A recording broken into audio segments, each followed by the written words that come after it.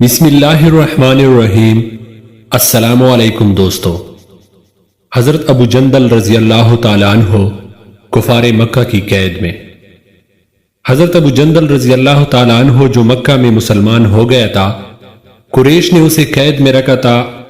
صلح حدیبیہ کے موقع پر وہ موقع پا کر زنجیروں سمیت ہی بھاگ کر لشکر اسلامی میں پہنچ گیا۔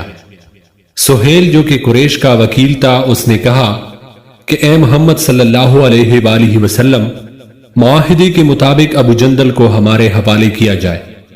نبی کریم صلی اللہ علیہ وآلہ وسلم نے فرمایا کہ جب تک عہد نامہ مکمل نہ ہو جائے اس کی شرائط پر عمل نہیں ہو سکتا۔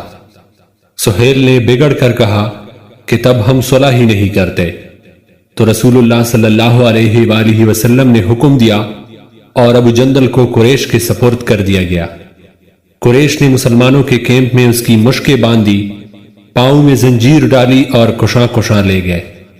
نبی کریم صلی اللہ علیہ وآلہ وسلم نے جاتے وقت اس قدر فرما دیا تھا کہ ابو جندل خدا تیری کشائش کے لیے کوئی سبیل نکال دے گا۔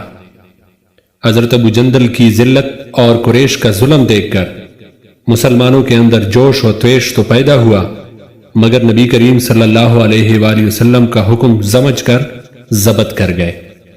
حضرت ابو جندل رضی اللہ تعالیٰ عنہ نے زندان مکہ میں پہنچ کر دی حق کی تبلیغ شروع کر دی۔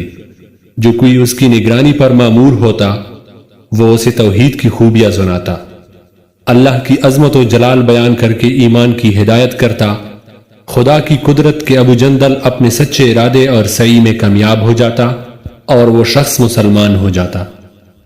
قریش اس دوسرے ایمان لانے والے کو بھی قید کر دیتے۔ اب یہ دونوں مل کر تبلیغ کا کام اسی قید خانہ میں کرتے۔ الغرض اسی طرح ایک ابو جندل کے قید ہو کر مکہ پہنچ جانے کا نتیجہ یہ ہوا کہ 1 سال کے اندر قریباً 300 اشخاص ایمان لے آئے۔ سبحان اللہ۔